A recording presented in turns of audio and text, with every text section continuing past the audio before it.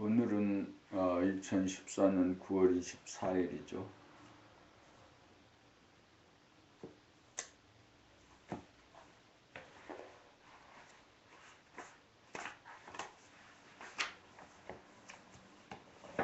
어제 있었던 일 중에 어떤 일이 있었죠?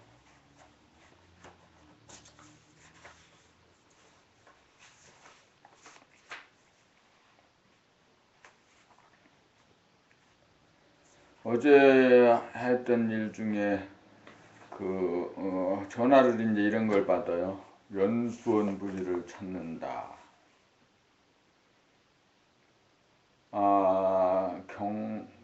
경치도 좋고 또 그 연수원을 지어서 사용하다가 또 임대도 하면 잘 나가고 등등 그런 얘기를 하면서 그런 땅을 찾아달라라고 하는 전화를 받았죠. 그래서 이제 그런 일들이 다 그 마음을 써야 찾을 수 있는 건데, 그 마음이라는 게 모두 에너지, 노동, 노력이죠. 그래서 그러면은 강릉 부동산 협동조합에서 한번 찾아보아라고 이렇게 이제 이 얘기를 하고, 또 내일 아침이면 내가 찾아서 몇 개를 보내주마라고 이 얘기를 했어요. 그래서 그 내용을 이메일을 주면 보내주겠다 이렇게 마음에는 싫으면서도 모든 것이든지 의뢰가 되면 다 수용하고 해줘야 된다는 이런 생각이 있어요. 아마 모든 것을 해결해 줘야 되는 슈퍼맨 컴플렉스라고 얘기할 수 있어요.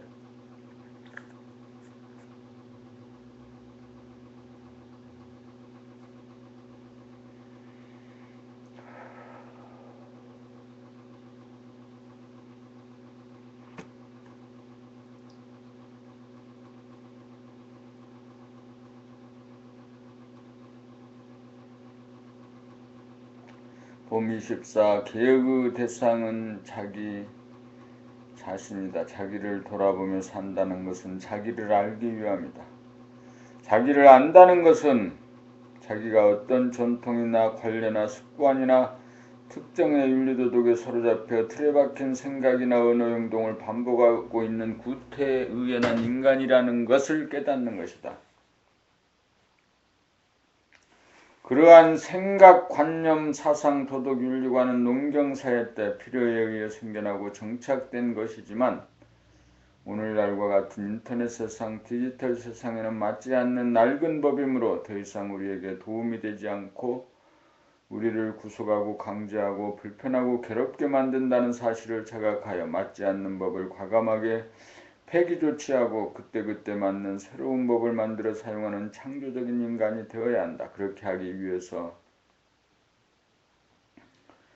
우리는 자기의 내면을 끊임없이 돌아보며 살지 않으면 안 된다. 자기의 내면에는 전체 생명의 역사가 수록되어 있고 인류와 민족과 시족과 개체의 역사와 경험이 모조리 수록되어 있기 때문이다. 자기를 돌아보며 살지 않으면 애법의 노예가 되어 변화와 개혁을 거부하는 걸림돌이 될 수밖에 없다. 바야흐로 인류는 정보통신의 발달로 공간적인 거리감이 사라지고 시간의 간격이 무너지고 있다. 이런 때일수록 자기를 돌아보며 살지 않으면 자기는 우둔하고 어리석은 고집쟁이 구닥다리 신세를 면치 못할 것이다. 자기를 돌아보아 복잡하고 시끄럽고 괴로운 것은 단순하고 고요하고 편한 것으로 과감하게 바꾸는 것이야말로 자기가 살고 상대를 살리는 길이다. 우리는 구시대의 잔재인 권위주의에 물들어 권위주의적으로 생각하고 행동하지 않는지 부단히 자기를 돌아보며 살아야 한다. 권력이나 재력이나 학식이나 기술이 있다고 없는 사람을 무시하고 그 위에 군립하고 억압하는 사고방식이나 행동양식이 부지불식간에 나에게 남아있지는 않은지 항상 돌아보며 살아야 한다. 개혁의 대상이 자기이기 때문이다. 지구는 하나의 마을이 되고 있다. 우리 모두가 고귀하고 존엄한 존재이다. 모든 사람은 표면으로 보면 모습이 다르지만 속을 들여다보면 모두가 같다. 우리는 하나의 생명의 바다에서 일고지는 파도에 불과하다.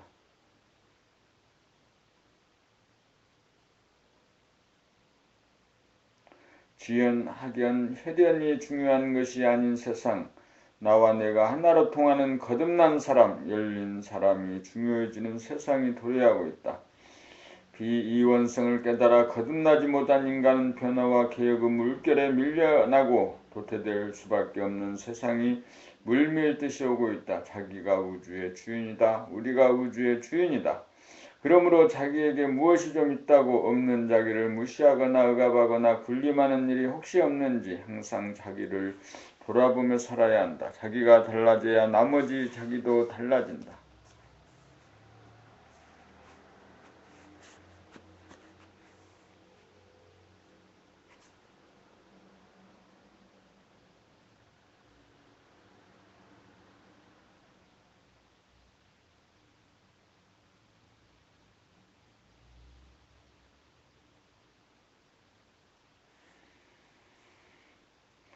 법리 15. 몸과 마음은 내가 아니다. 우리는 몸을 나로 여기기도 하고 마음을 나로 여기기도 한다. 몸과 마음이 내가 아니라고 아는 사람도 드물지만 그것을 순간적으로 깨달은 사람이라도 몸을 자기로 착각하거나 마음을 자기로 착각하는 순간이 비일비재한 것이 사실이다.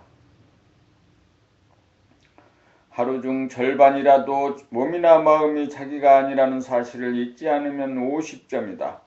50점만 되어도 대단한 수준이다. 그러나 적어도 하루 중 6할 정도는 몸과 마음이 자기가 아니라는 것을 혼돈하지 않고 속지 않을 정도가 되어야 몸이나 마음이 내가 아니라는 사실을 깨달아 아는 사람이라고 할 수 있다. 적어도 60점이 되어야 자기를 깨달은 사람, 자기를 지키고 보존하는 사람이라고 할 수 있다. 하루 중 6할을 깨어 사는 사람, 몸과 마음을 자기로 착각하지 않는 사람, 본심을 지키는 사람이라야 깨달은 사람이라고 할 수 있다. 그러나 아직 4할 정도는 몸과 마음을 자기로 착각하는 불완전한 수준인 것이 사실이다. 비록 100점 만점은 아니라도 60점만 되면 자기를 아는 사람이지 모르는 사람이라고 할 수는 없기 때문이다. 그래서 60점만 되면 학점이 나온다.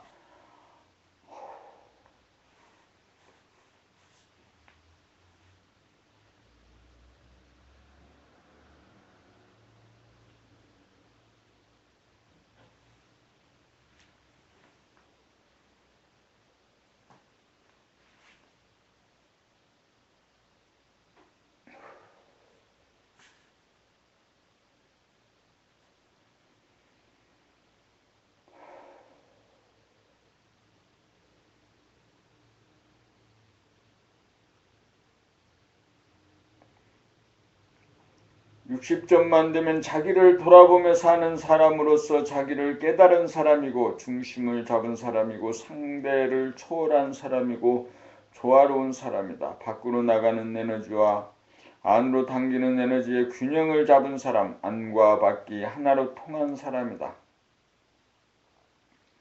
그러나 6할은 속지 않아도 4할은 속는다고 보아야 한다. 70점이라도 3할, 80점은 2할, 90점은 1할 속는다. 100점이라야 만점으로 하나도 틀림없다. 100점이라야 인간 완성이다.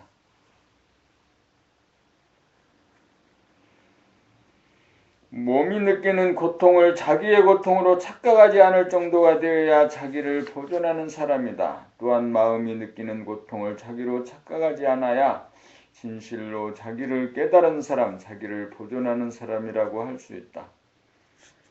몸이 느끼는 통증을 자기의 통증으로 착각하지 않는 경질한 통증을 느끼지 못하는 마비 증세를 말하는 것이 아니다. 통증으로부터 벗어나 소연한 입장에서 통증을 느끼는 몸을 바라보고 아는 것이다. 아프지 않은 자가 아픈 자를 알기에 아프면서도 아프지 않은 것이다. 마음이 느끼는 고통도 마찬가지다. 고독의 아픔, 근심, 걱정, 불안, 공포, 분노, 갈등 등 마음의 고통 역시 자기의 고통이 아닌 것이다. 이렇게 속지 않고 사는 사람이라야 진실로 막강한 인간이다.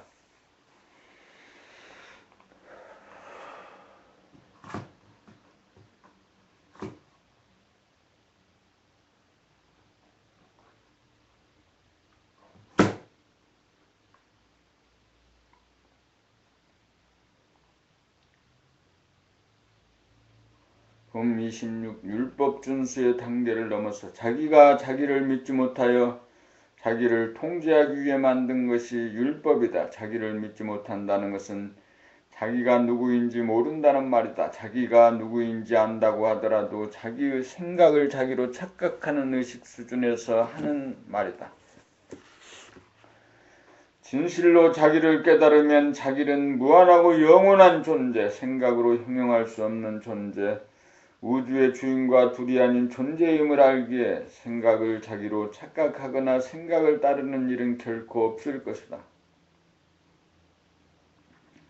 남의 생각이든 자기 생각이든 어떤 생각을 근거와 옥조로 알고 따르고 지키려는 사람은 율법에 얽매여 사는 사람이다. 아무리 그럴듯한 율법, 선행, 도덕률, 봉사활동이라도 고정관념이 되면 사람이 율법의 지배하에 들게 되어 억압과 고통을 명키 어렵다. 그러므로 그러한 율법은 무조건 비워야 한다. 마음 가운데 그러한 먹구름이 덮여 있으면 우리의 마음은 어둡고 무겁고 우울해진다. 마음 가운데 무겁게 드리워져 있던 먹구름을 날려버리고 나면 시원하고 푸른 하늘이 끝없이 드러난다.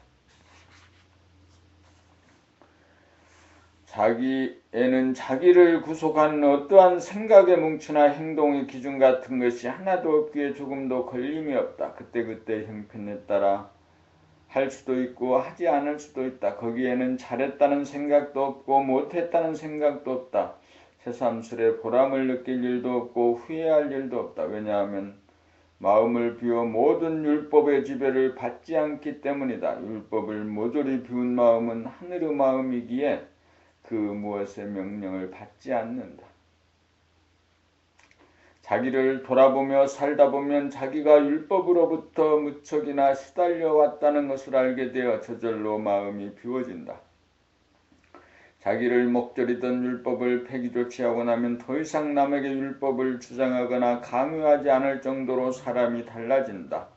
진실로 자기를 알고 나면 자기가 존엄하고 거룩한 존재라는 사실을 알므로 모든 사람이 그러하다는 것을 알게 된다. 율법이란 형식에 지나지 않는다. 본질을 아는 사람에게는 형식은 중요하지 않다. 그러므로 그때그때 예법을 고쳐 쓰거나 새 법을 만들어 시행한다.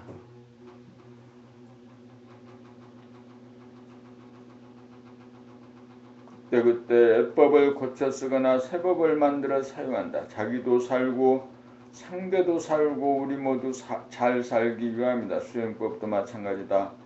그 모든 율법을 한꺼번에 비워야 원초적 삶, 개혁적인 삶, 자율적인 삶이 비로소 시작된다.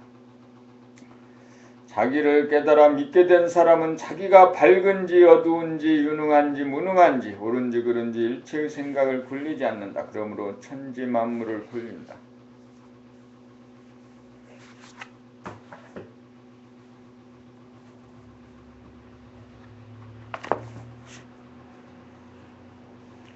범 27. 마음 비우기. 마음을 왜 비워야 하는가? 비운다는 것은 버린다는 것이다. 낡아서 더 이상 쓰지 못하거나 상해서 먹을 수 없을 때 우리는 내다버리게 된다. 말하자면 쓰레기를 그때그때 내다버리지 않으면 냄새가 나고 주변을 오염시키며 계속 방치하면 집안이 쓰레기 더미가 되고 만다. 이와 같이 과거에 형성되어 내려오는 전통적인 의식이나 사고방식, 행동양식 등이 고정관념에 되고 이데올로기화되고 도구마가 되어 하나의 관례가 되고 상식이 되고 윤리도덕으로 정착되어 우리를 속박하고 우리 위에 군림하게 되면 우리의 마음은 쓰레기덩어리로 꽉 차게 마련이다. 종교적인 도구마이든 전통적인 윤리도덕이든 일단 우리 마음 안에 하나의 신념체계로 정착하게 되면 그런 생각의 뭉치들이 우리를 구속하고 강제한다.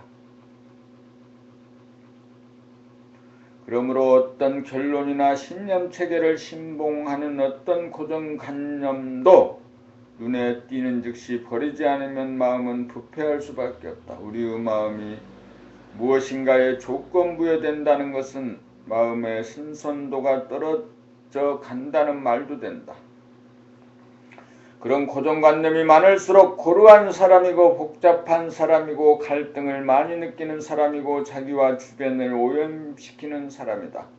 그런 사람은 생각이나 사상이나 물질의 노예가 되고 만다. 그것은 조건부여 입력과 조건반사 출력에 움직이는 기계나 본능에 따라 움직이는 동물적인 삶의 수준이다. 그러므로 우리가 사람다운 삶을 영위하려면 항상 자기의 안을 돌아보면서 살아야 한다. 마음의 쓰레기가 없는지 돌아보아 무엇이든 자기를 속박하거나 강제하는 기미가 보이면 마음의 쓰레기인 줄 알고 그 마음을 비워야 한다.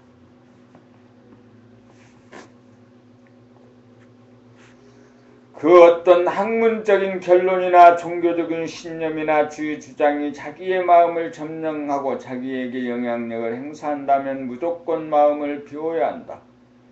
심지어 사랑하고 봉사하면서 살아야 한다는 관념일지라도 일단 쓰레기로 간주하고 그러한 마음의 부담이나 속박으로부터 벗어나야 한다. 그리하여 언제나 마음을 비워 심심하고 깨끗하게 만들어야 한다. 이것이 해탈이고 대자유이다. 이것이 해탈이고 대자유다.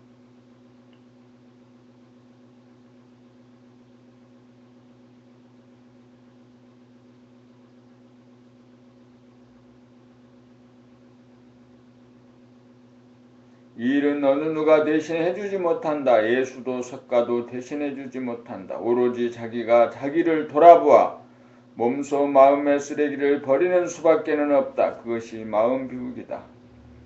마음을 비워야 낡은 법으로부터 벗어날 수 있고 그것이 얼마나 지금의 현실에 거추장스럽고 불편하다는 사실을 느낄 수 있으므로 즉시 새 법을 만들어 자기와 주변 사람을 구할 수 있다. 마음이 비워져야 비로소 개혁도 창조도 개벽도 이루어진다.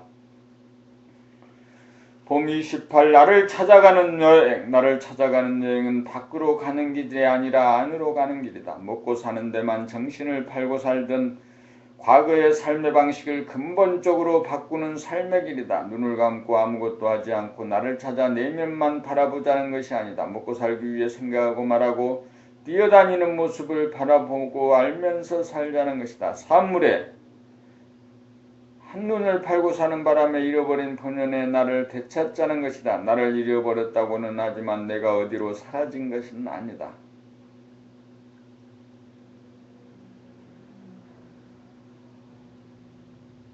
나라고 하는 가짜의 나만 비우면 거기에 본연의 나는 저절로 드러난다. 가짜의 나 소와 나가 진짜의 나 대하를 가리고 있었던 것이다. 평상시에 우리는 가짜가 우리 몸을 장악하기 때문에 그 고생을 하며 산다. 가짜가 주인 행세를 하지만 그것이 가짜인 줄 모르기에 놓아버리지를 못하여 답답하고 괴롭고 우울하고 불안하게 산다. 그러므로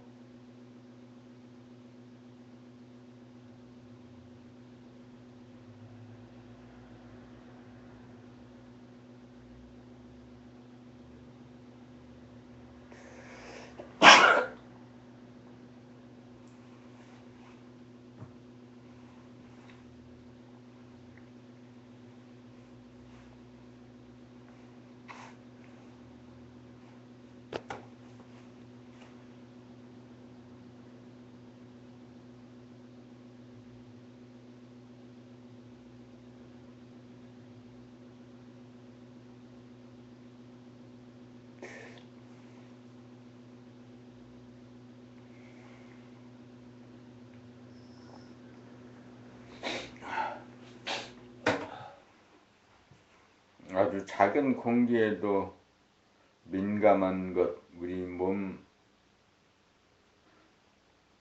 육체,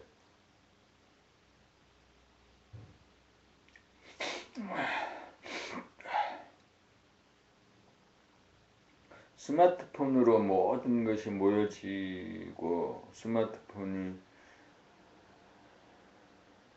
우리 삶의 전 영역을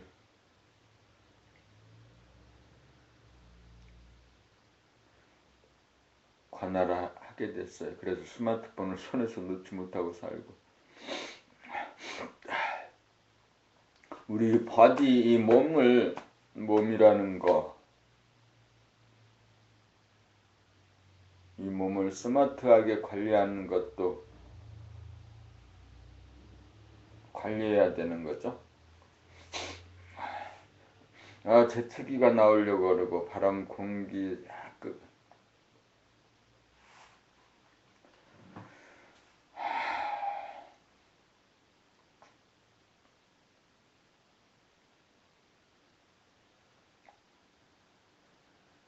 마음을 비우지 못하고 사는 대다수의 사람들은 생각과 고정관념, 선입관의 노예들이다. 소아본위의 사람은 자기의 생각과 다른 생각을 지닌 사람과 다투고 싸우기 마련이다. 그래서 늘 대립갈등, 투쟁의 구도를 벗어난 듯 싶지만 다시금 일상으로 돌아오면 불안, 공포가 엄습한다. 마음을 비우기 위해서는 내면을 항상 응시하고 있어야 한다. 나라고 하는 행위자가 내면을 장악하고 주인 행세를 하지 않는지 내면을 잘 살피는 것이 중요하다. 무언가 가려져서 답답하고 어두우며 무언가가 드리워져 무거운 느낌을 알아차림이야말로 자기를 돌아봄이요 정신차림이요 마음을 비웁니다.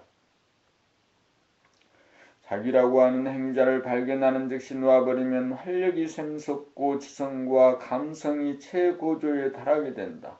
그래서 마음이 비워지면 저절로 사라진다고 말하는 것이다. 마음을 비우지 못한 입장에서 보면 죽으라는 말로 들릴 것이다. 마음을 비우면 아무 문제가 없다. 문제가 생기면 다시금 마음을 비우면 된다. 마음을 비우면 넘치지도 모자라지도 않는다. 언제나 알맞다. 없는 듯 있고 있는 듯 없다. 이것이 나를 찾는 여행의 종착점인 동시에 출발점이다. 그래서 무한하고 영원한가 보다.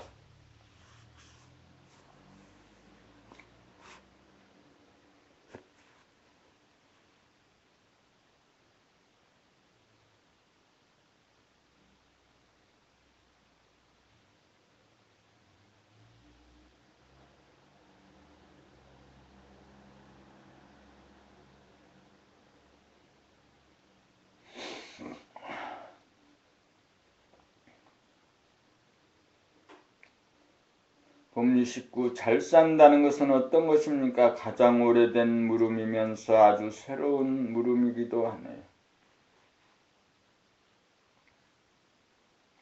그러면서도 물음에 대한 해답을 찾지 못하고 있는 것이 대다수의 우리들이죠. 잘 산다는 것은 어떤 것인가 라는 물음은 결국 한 생각이 일어나고 그 생각에 대하여 또 하나의 생각을 덧붙이려는 시도이기 일쑤입니다. 일어난 생각에 대하여 또 다른 생각을 일으키고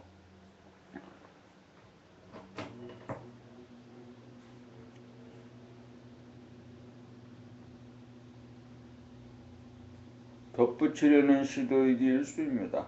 일어난 생각에 대하여 또 다른 생각을 일으키고 그렇게 하다 보면 생각의 흐름은 끝이 없습니다. 비록 어떤 결론을 내었다 하더라도 또 다른 물음은 남습니다. 그러므로 생각 물음을 쫓아가는 우리들의 구태의에 난 생각의 패턴을 가지고는 해답을 찾기는커녕 해답으로부터 점점 멀어지는 것이 우리들의 경험입니다. 그러므로 잘 산다는 것은 어떤 것인가 라는 물음 자체를 되돌아 밟아 들어가는 길을 선택할 수밖에 없습니다. 참으로 알고 싶은 마음이 간절하다면 그러한 질문을 자기의 내면을 향해 파고 들어가게 되지요. 전심 전력 일심으로 질문을 하는 자가 누구인지를 되돌아보면 아무리 찾아도 질문하는 자가 없다는 사실을 깨닫게 될 것입니다. 질문하는 자가 존재하고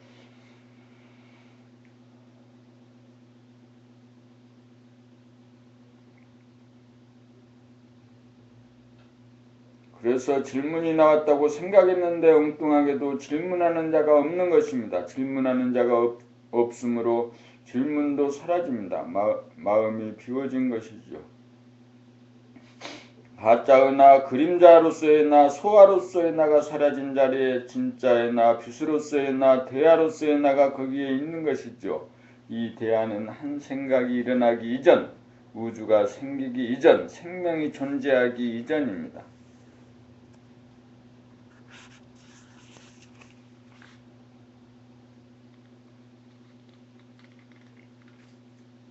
이렇게 되면 두 번 다시 잘 산다는 것은 어떤 것인가 라는 물음이 일어나지 않을 것입니다. 뿐만 아니라 어떤 의문도 일어나지 않을 것입니다. 뿐만 아니라 이미 답을 얻었기 때문이죠. 사족을 붙인다면 자기를 깨닫지 않고서는 결코 잘 살 수 없는 셈이지요. 이것 이상가는 성취는 없습니다. 언제나 알맞아서 남지도 않고 모자라지도 않습니다. 이만하면 잘 산다고 할 수 있지 않을까요?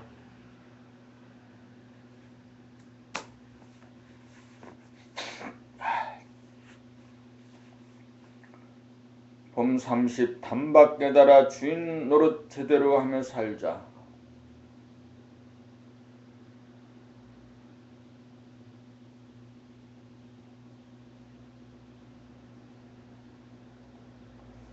나를 찾는다고 할 때 찾는 나는 누구이고 찾을 나는 또 누구인가, 여기에 대한 개념 정리가 이루어져야 단박 깨달아 주인 노릇 제대로 하며 사는 길이 열린다. 나를 정신이라고 하면 몸은 내가 사는 집이고 마음은 내가 부리는 심부름꾼이다.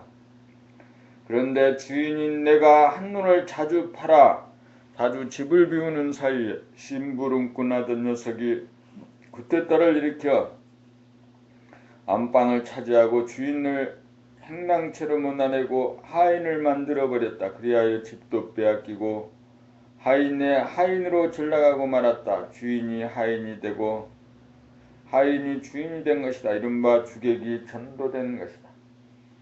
세량하고 한심한 신세가 되고 말았다. 그래서 우리는 마음을 자기로 착각하는 얼빠진 신세가 되어 속박과 울분과 불안을 느끼며 굴종과 저항과 회한을 머금고 가난하고 괴롭게 살아간다. 그러므로 막연한 남아 나를 찾아야겠다는 한 생각이 일어나고 나를 되찾겠다는 결심이 선 사람은 단박 깨달을 가능성이 높아진다.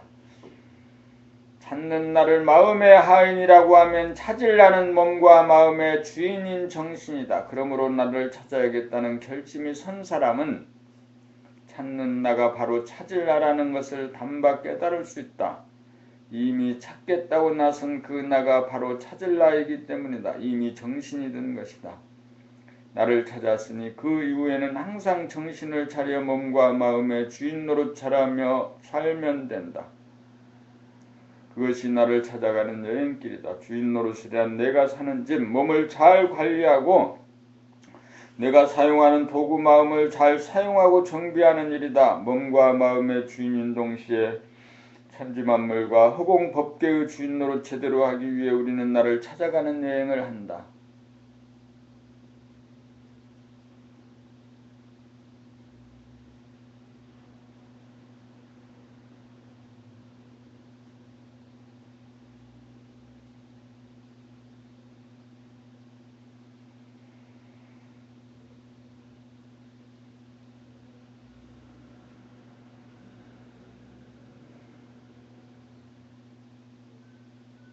절대 무한의 하늘을 열자. 마음을 비우면 상대 유한의 세계는 간 곳 없이 절대 무한의 세계가 펼쳐진다. 지금까지 인간이 꿈꾸고 추구하던 파라다이스 천국 극락이 마음을 비운 순간 단박 이루어진다. 마음을 비우지 못한 상태에서 추구하고 획득한 모든 이 세상의 재생명리는 안개처럼 사라진다. 왜냐하면 그 모든 것을 소유하고 있다고 생각했던 그 나는 더 이상 존재하지 않기 때문이다. 나라고 하는 자의식의 장막이 걷히는 순간 달라지는 것은 아무것도 없다. 보고 듣고 느끼고 생각하고 말하고 움직이고 밥 먹고 배설하고 쉬고 잠자는 일상생활의 모습이 마음을 비우기 이전과 겉으로는 하나도 달라진 것이 없다. 그러므로 마음을 비우고 사는 사람, 대야로 거듭난 자, 깨달음을 성취한 사람의 겉모습을 아무리 눈여겨보아도 달라진 모습이 전혀 없다.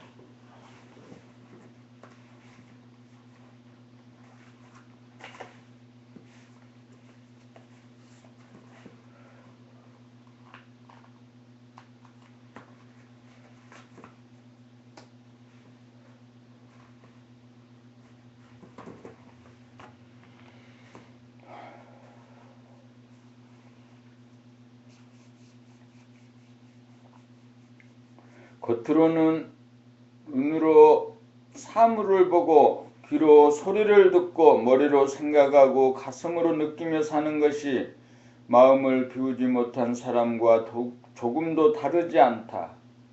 그러므로 볼 때 보는 나가 마음속에 없고 들을 때 듣는 나가 마음속에 없고 말할 때 말하는 나가 마음속에 없고 행동할 때 행동하는 나가 마음속에 없고 느낄 때 느끼는 나가 마음속에 없다는 점이 마음을 비운 사람, 깨달은 사람의 특징이다.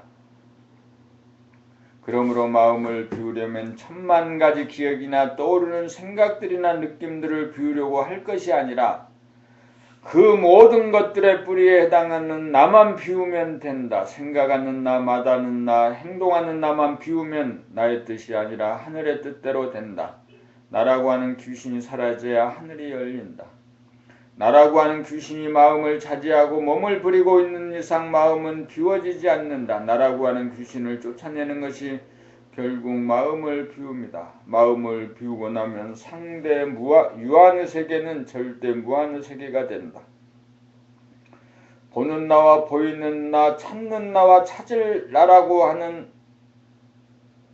주객 상대 유한의 장막이 거치면 절대 무한의 하늘이 열린다. 유한하고 한계가 있는 것에 속하면 답답하고 비좁아 갈등을 느낄 수밖에 없다. 그 안에서 아무리 즐겁게 잘 살아보려고 노력하여도 갈등, 외롭고 쓸쓸하고 허전함의 문제는 결코 풀리지 않는다.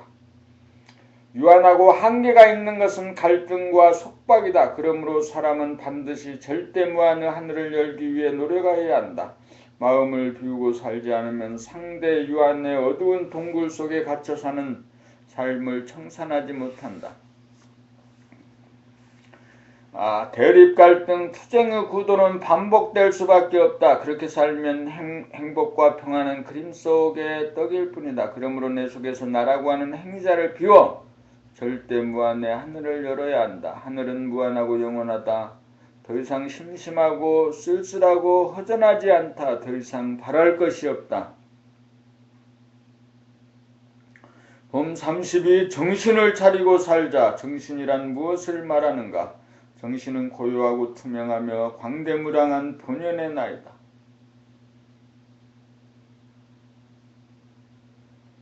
마음도 변하고 몸도 변하지만 정신 자체는 변하지 않는다. 그래서 정신은 나이를 먹지 않는다. 어린 시절의 나나 지금의 나나 조금도 다르지 않다. 그러므로 수시로 변하는 마음을 나라고 하지 않냐고 변하지 않는 정신을 나라고 하는 것이다. 우리말에는 정신 나가다, 정신 들다, 정신 차리다라는 말이 있다. 이 세 가지 표현 속에 삶에 위대한 가르침이 숨어 있다. 그래서 어른들이 아이들에게 야단치시기를 정신이 있나 돌아왔나 없나 나갔나라고 물으시고 정신 차려라 라는 말씀으로 훈계를 끝내셨다.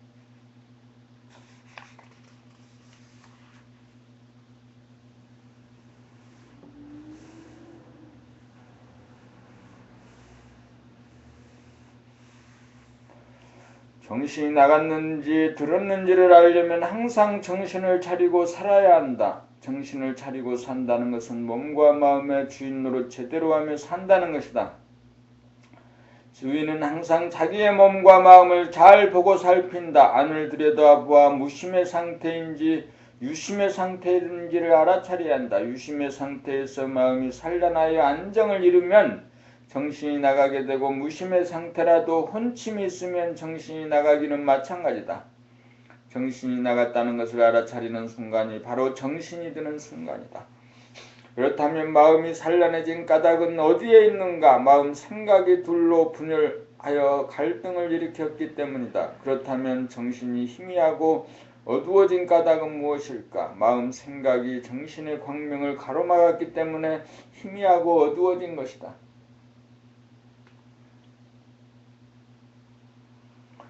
그러므로 유심한 가운데 마음이 산란해지지 않도록 하고 무심한 가운데 마음이 희미하고 어두워지지 않도록 항상 마음을 돌보고 보살피는 정신 차림이 있어야 한다. 정신 차린다는 것은 항상 유심한 가운데 정신을 굴리되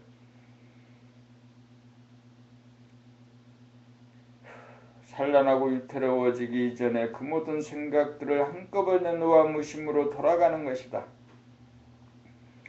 무심으로 돌아가 정신을 차리면 혼침에 빠지기 이전에 창조적 생각과 행동이 저절로 일어나게 된다. 이와 같이 정신을 차려 무심과 유심을 번갈아 운행하는 것이다. 그러한 가운데 묵은 것은 가고 새 것이 온다.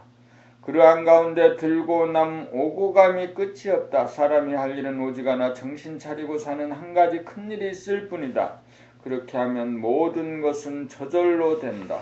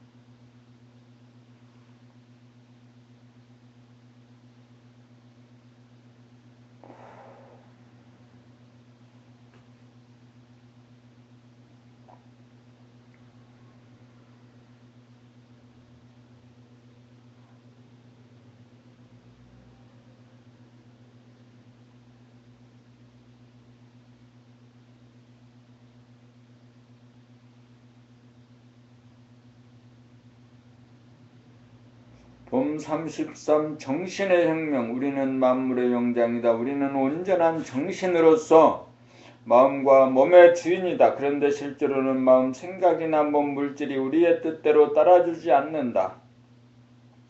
이것은 무엇을 뜻하는 것인가? 우리 정신, 우리가 주인이 아니라 마음 생각이 주인 노릇하고 있다는 것을 뜻한다. 다시 말하면 우리는 지금 주인이 아닌 마음의 노예라는 것이다.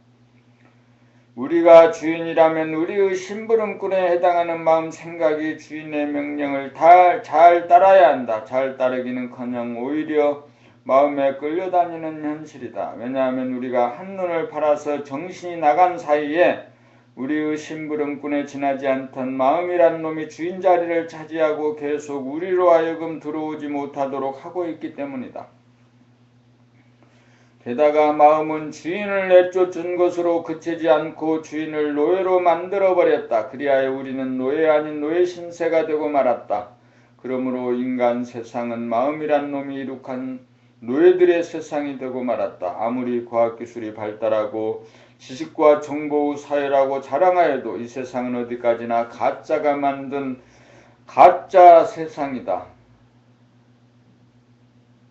사이비들이 판을 치는 세상이다. 주객이 전도된 세상이요, 생각은 노예가 된 세상이요, 물질 만능에 타락한 세상이다.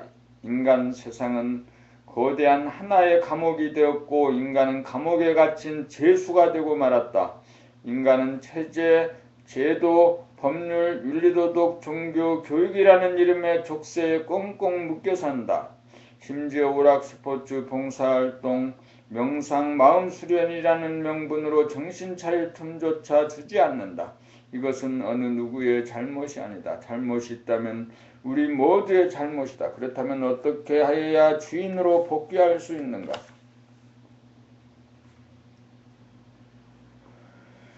마음이 순순히 주인 자리를 내주는 일은 절대로 없다. 그러므로 뒤집어 엎는 수밖에는 없다. 마음이 구축해 놓은 모든 것을 부정하여야 한다. 그 수밖에는 없다.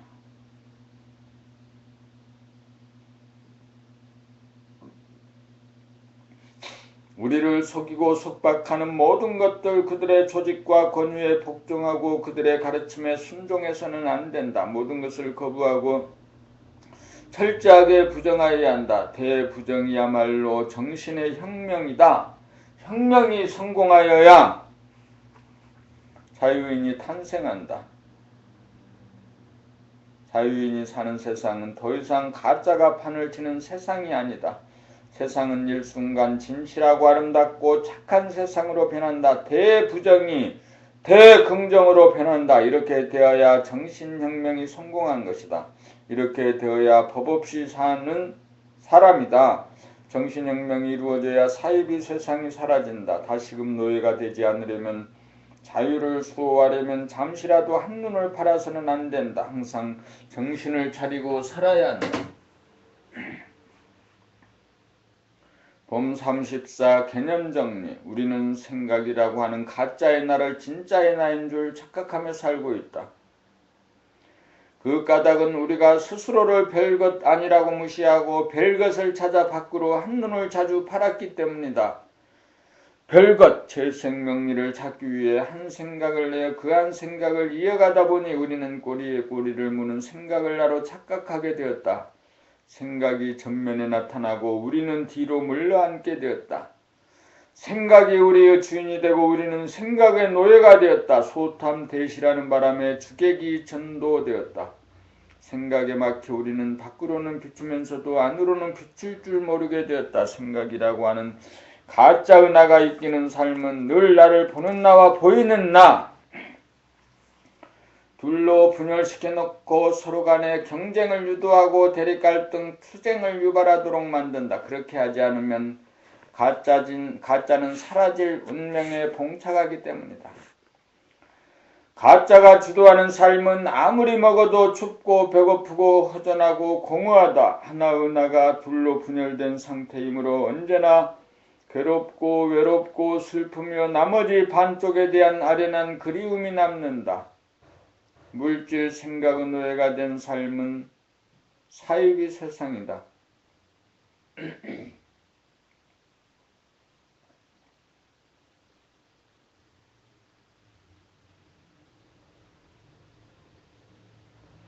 가짜에게 깔린 우리가 할 수 있는 일은 뒤집는 수밖에 없다. 생각에서 나온 모든 수행법을 전적으로 부정하고 거부하고 따라가지 말아야 한다. 한 생각이 일어나면 잇따라 좋다는 생각과 나쁘다는 생각, 두 가지 생각이 분열하고 생각으로 분열하고 서로 대립하고 갈등하고 투쟁하는 생각의 메커니즘을 부수어버려야 한다.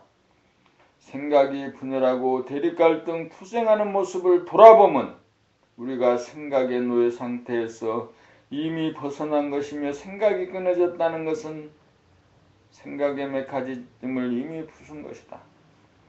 항상 정신을 차려 생각을 쫓아가지 않고 생각을 돌아볼 정도가 되고 한 생각도 없는 경지에 이르면 안과 밖의 구분도 사라진다. 완전히 뒤집어 우리가 전면에 부상하여야 우리가 생각의 주인이다. 분열이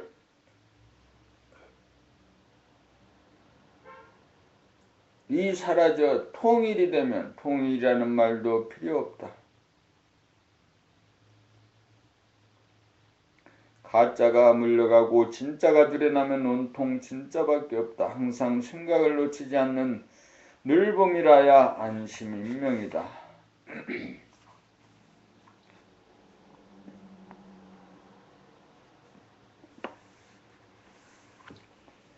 봄 35 생각의 주인 노릇 제대로 하며 살자. 생각은 우리가 타고 다니는 자동차나 비행기와 같다. 참으로 성능이 좋아 우리가 모는 대로 달리고 우리가 조종하는 대로 날아간다. 그러나 아무리 성능이 좋아도 생각이라는 놈은 동력 전달 장치에 불과하다. 그러므로 생각은 스스로 운전할 줄을 모른다. 반드시 우리가 운전을 해야 한다. 엔진을 걸고 출발하고 가속하고 멈추고 엔진을 끄는 일은 우리의 몫이다. 그런데 우리는 생각을 제대로 운전할 줄 몰라 교통사고를 많이 저질러 수많은 상처를 안고 산다. 마음의 상처를 치유하고 앞으로 사고를 당하지 않으려면 생각이라는 자동차를 잘 운전하여야 한다. 생각은 물질인지라 몸에 속한다. 생각은 꼬리 달린 동물이다. 생각은 우리 어뢰 자식 어라인지라 우리가 안아주고 업어주면서 키워야 한다. 생각은 동물인지라 분별력이 없다. 무엇이 옳은지 그른지 판별 능력이 없다. 그러므로 우리가 돌보아 주어야 한다.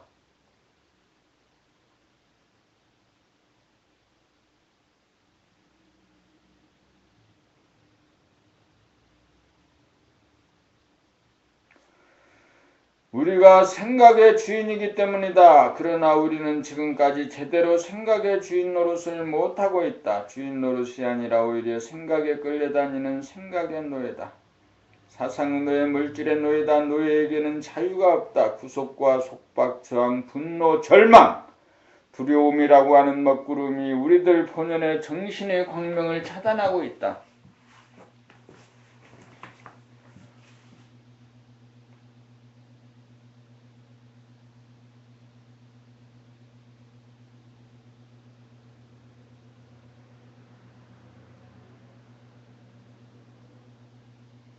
그러므로 우리는 정신을 차려 우리들 내면의 하늘을 가리고 있는 먹구름을 비추어 꿰뚫어야 한다. 밖으로만 비치는 빛을 안으로 돌이켜 비추어야 한다. 돌아봄의 빛으로 생각이라고 하는 그림자를 쏘아야 한다. 문제는 생각이다. 생각이 문제를 만들고 문제를 푼다고 야단이다. 그러므로 우리는 생각이라고 하는 오라를 보아야 한다. 지금 근심, 걱정, 불안, 공포가 있다는 것은 한 생각이 발단이 되어 꼬리에 꼬리를 물고 생각의 세포 분열이 일어났기 때문이다. 생각이 온통 우리를 내면의 하늘을 뒤집어 버리면 캄캄해지고 두려움에 떨게 된다.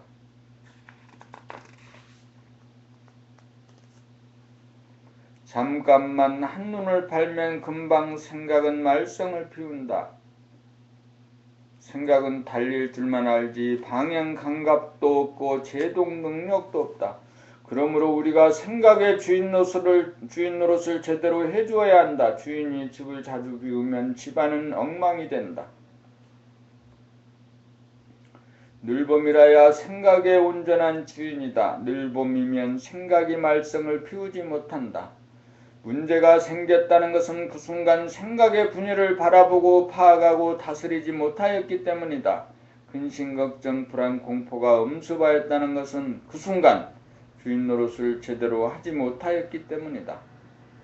문제가 발생 시 생각으로 해결하려고 하는 태도는 주인이 취할 태도가 아니다. 생각을 돌아보는 것이야말로 주인이 취할 태도이다. 우리는 문제가 발생 시 숨을 죽이고 돌아보아 생각의 난동을 수습한 다음 숨을 들이쉬어야 한다. 한 호흡지간에 문제, 근심, 걱정, 불안, 공포를 해결해야 한다. 문제를 해결하지 못하면 다음 숨을 들이마시지 않겠다는 각오로 임할 때 우리는 생각의 주인 노릇을 제대로 할 수 있다. 문제 해결은 늦어도 1분 안에 한 호흡지간에 이루어져야 한다.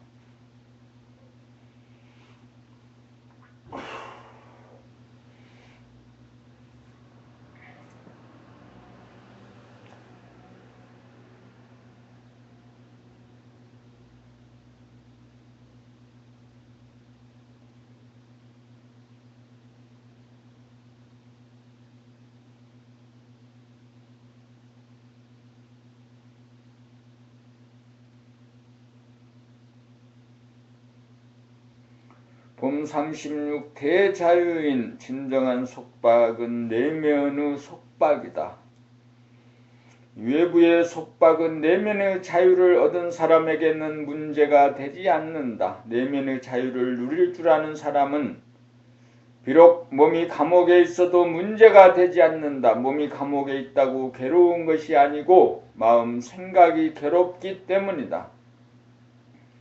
이런 점에서 보면 우리를 괴롭히는 것은 남이나 밖으로부터 오는 것이 아니다. 속박과 부자유 역시 마찬가지다. 자기가 자기를 한계짓고 얽어매고 심판하고 때리고 얻어 터지는 데서 오는 분열과 갈등과 괴로움이라는 사실을 똑바로 알아야 한다. 모든 속박과 부자유, 분열과 갈등과 괴로움의 원인은 자기에게 있지 남에게 있는 것이 아니다. 이 점을 분명히 하여야 남을 원망하고 남과 다투고 남을 고치려는 일이 없어질 것이다. 그렇다면 모든 부자유의 원인은 생각으로부터 온다.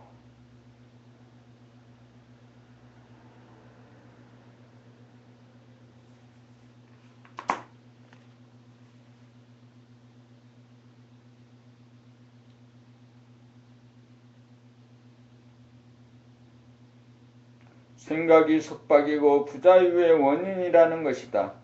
그러므로 우리를 억압하고 단죄하고 심판하는 기준이 되는 고정관념, 선입관, 율법을 무조건 몽땅 비워야 한다. 내 안에 들어와 있는 공자, 석가, 예수, 노자에게 복종하면 안 된다. 내 안에 자리 잡고 있는 어떤 책이나 스승의 가르침도 더 이상 나를 억압하고 통제하도록 해서는 안 된다.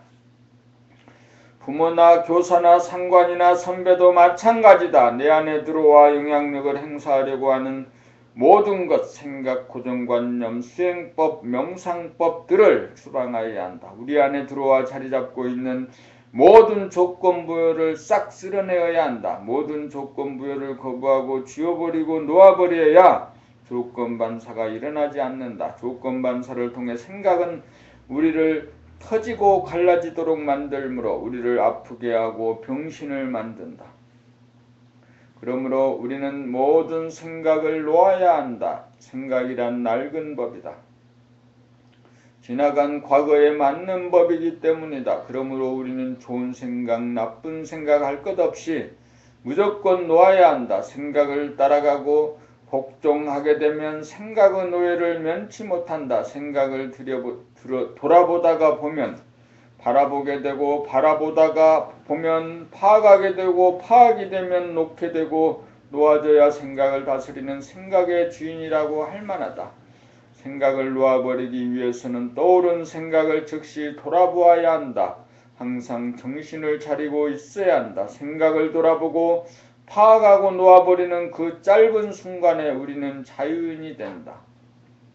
늦어도 1분 안에 모든 선입관, 고정관념, 애로움, 두려움, 그리움, 허전함, 쓸쓸함, 속상함을 몽땅 놓아버리고 마음을 비울 수 있어야 대자유인이다.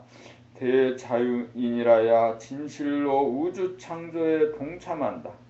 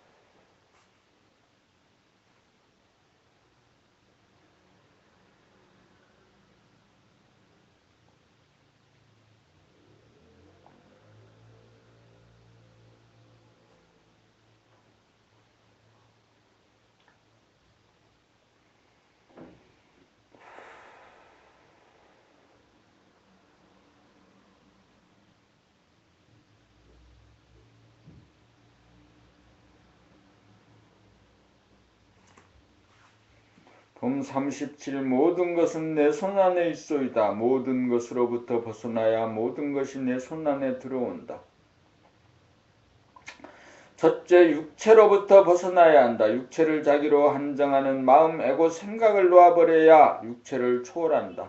육체를 사용할 때마다 명함을 내미는 보는 나, 듣는 나, 먹는 나, 느끼는 나, 걷는 나, 생각하는 나, 노는 나, 일하는 나를 몽땅 놓아버려야 육체의 감옥에서 벗어난다. 보는 나가 있으면 색깔과 모양에 끌리게 되고, 듣는 나가 있으면 각종 소리에 끌리게 되고, 느끼는 나가 있으면 무언가 새로운 경험에 목말라 할 것이며, 걷는 나는 보고 듣고 느끼기 위해 어딘가로 떠나가고 싶어 안달할 것이며, 생각하는 나가 있으면 계속 생각, 이론이라고 하는 모래성 쌓기에 빠질 것이며, 노는 나는 점점 더 스릴이 넘치고 충격적이고 재미와 안락을 추구하지만 늘 공허할 것이며, 일하는 나는 보다 빨리 많이 하려고 욕심을 부리다 보니 언제나 피로와 권태와 스트레스에 시달릴 수밖에 없다.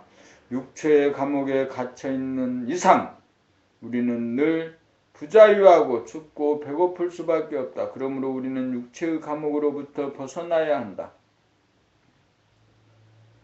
둘째, 가정의 울타리를 벗어나야 한다. 가정이란 혈연으로 이루어진 우리들의 두 번째 집이다. 가정으로부터 촌수가 벌어져 일가, 친척, 시족, 민족, 인종 등의 멀고 가깝다고 하는 관념이 우리를 지배하고 속박한다. 시족주의, 민족주의는 우리를 편가르고 다투고 싸우게 만드는 요인이다.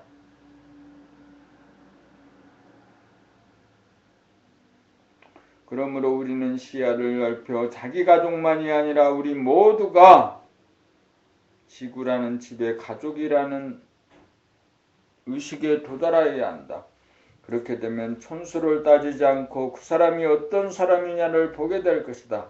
영적으로 얼마나 진화한 인간이냐, 얼마나 열린 의식을 가진 사람이냐, 어떤 능력이 있느냐 하는 것만을 보게 될 것이다. 셋째, 국가라는 울타리를 벗어나야 한다.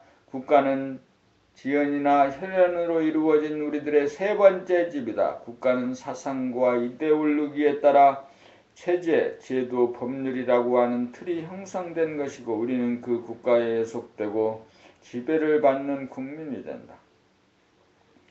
국가는 필연적으로 국경이라고 하는 인위적인 경계선을 그어 우리를 부자유하게 하는 요인이기도 하다. 그러므로 국수주의자나 민족주의, 국가지상주의는 우리를 분열시키고 대립갈등, 투쟁을 야기하는 원인이므로 국가라는 한계로부터도 벗어나야 한다.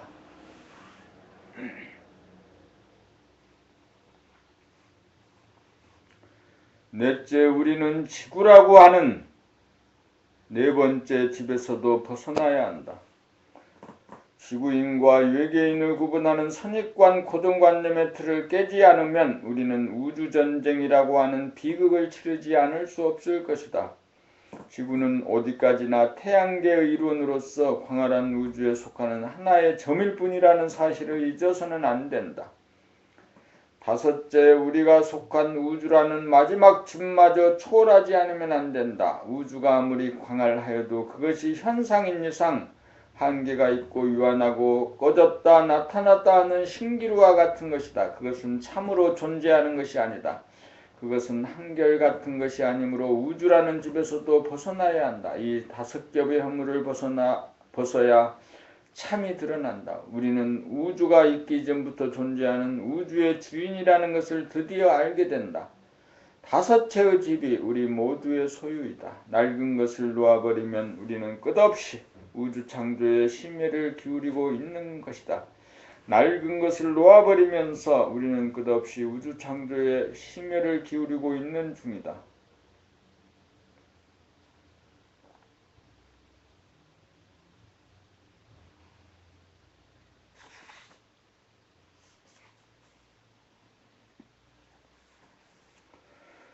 봄 38. 오늘 또 우리 안을 들여다본다. 산을 보려면 산에서 나와 산이 내 안에 들어와야 한다.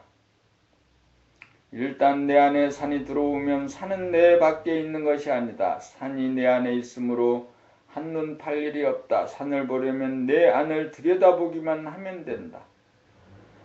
이렇게 모든 것으로부터 벗어나니 모든 것이 내 안에 들어온다. 모든 것이 나의 것이 된다. 나 아닌 것이 하나도 없다. 그러므로 우주만유가 한 통속이다. 이제야 그 통의 주인이 바로 나인 줄 알겠도다. 이제 나의 밖에 있는 것이 없으니 우리 밖을 볼 일이 없어 오직 우리 안을 들여다보며 산다. 내가 만든 둥우리에 내가 낳아 기르는 자식 새끼들 먹이고 입히고 키우느라고 마음 편할 날이 없다. 자수성가라고 나라의 일꾼되라고 지구의 주인되라고 우주의 주인되라고 오늘 또 우리 안을 들여다본다.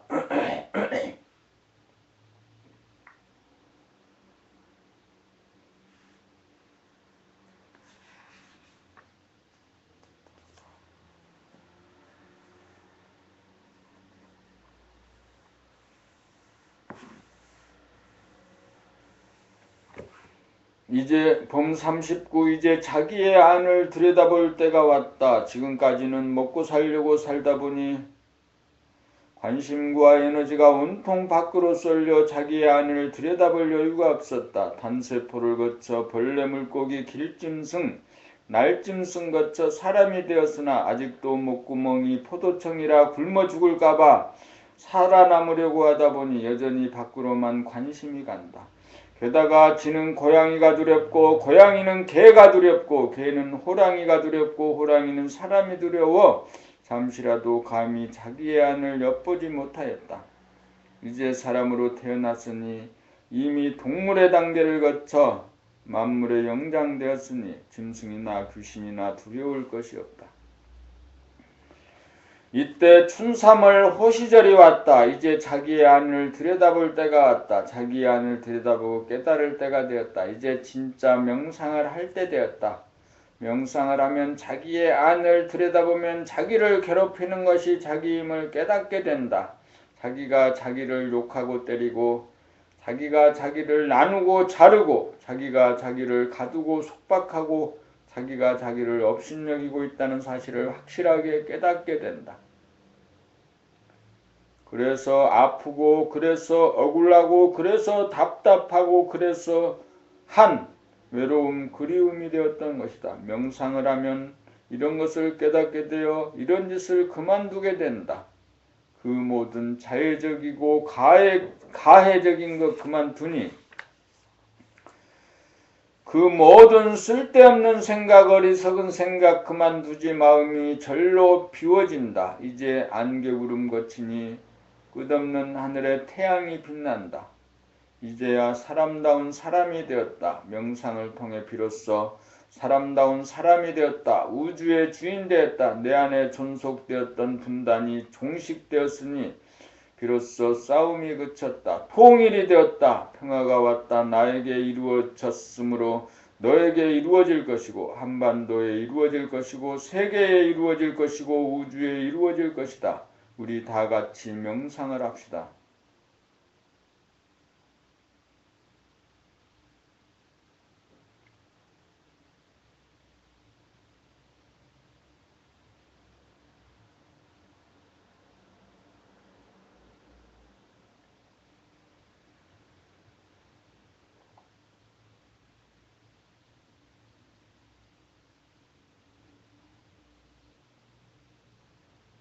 봄 40 놓친 자기 다시 잡기. 우리는 자기를 놓치고 살고 있다.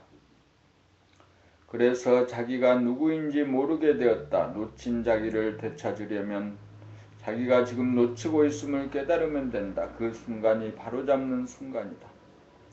잡고 보면 자기가 누구인지 안다. 자기를 깨닫기는 쉽다. 누구나 깨달을 수 있다. 그러나 깨달음을 내 것으로 만들기는 쉽지 않다. 문제는 깨닫고도 다시금 놓친다는 것이다. 놓치게 되면 깨닫지 못한 것이나 마찬가지다. 그러므로 잡았다 놓쳤다 하는 일이 없어야 참으로 자기를 깨달은 것이다. 순간적인 깨달음에 그쳐서는 안 된다. 잠시라도 놓치지 않고 잡고 있어야 그렇게 밀밀하게 오랜 세월 공을 들여 다시금 놓치는 일이 영영 없어져야 자기를 잡은 것이다. 오랜 세월 놓치고 살았기에 오랜 세월 잡고 살지 않으면 다시금 놓칠 수밖에 없다. 그래서 수행이 필요하다. 일상생활 가운데 절대로 자기를 놓치지 않는 수행을 하여 더 이상 잡지 않아도 놓치지 않을 정도가 되어 잡았다 놓쳤다 하는 일이 영구히 사라져야 자기를 증득한 것이다. 자기를 증득하여야 틀에 빠지거나 물에 빠지거나 불에 타거나 호랑이한테 물려가도 다시는 자기를 놓치지 않는다.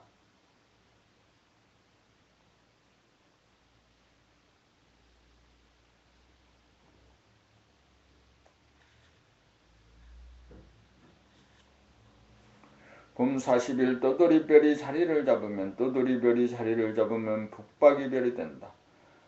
반짝 한순간 일별한 빛조차 불철주야 따라잡아야 자기에게서 빛이 난다. 빛이라도 나무 빛 받아 반사하는 빛 따르고 제 몸 태워내는 제 불빛 따르다. 제 몸 태워내는 불이라도 장작불 고체 다르고 기름불 액체 다르고 가스불 기체 다르다. 불은 불이라도 탈 때 나는 연기 다르고 냄새 다르고 타고 남은 끄름 다르고 별 언저리에 드리운 그림자 얼룩 다르다. 그러므로 밝기가 다르고 맑기가 다르고 힘이 달라.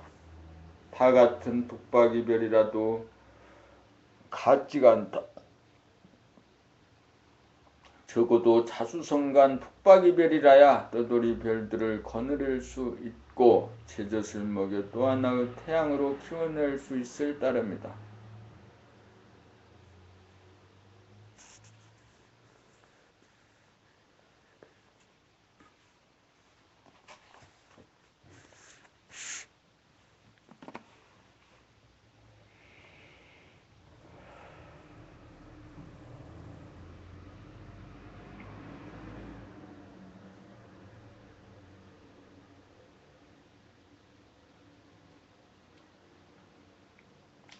오늘은 봄나라책 1권의 그 세 번째 낭독 시간이었어요. 그래서 그 이름이 이렇게 되는 거죠. 첫 번째 낭독 시간, 봄, 그 다음에 세 번째 시간. 그래서 봄 1.3이 오늘의 그 제목, 오늘의 그 낭독, 늘봄의 생활 1권의 세 번째 낭독 시간이었습니다.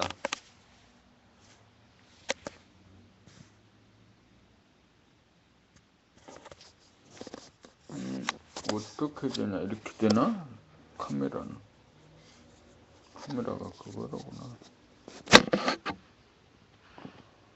오늘은 2014년 9월 4일이죠. 보이는 것들을 전혀 새롭게 지금 보는 것처럼 보고 있습니다.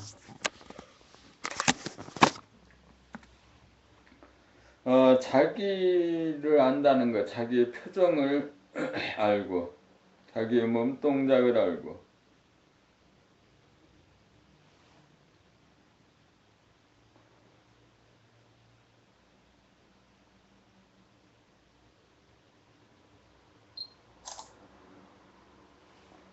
이런 것은 이렇게 되면 어떻게 되는 건가?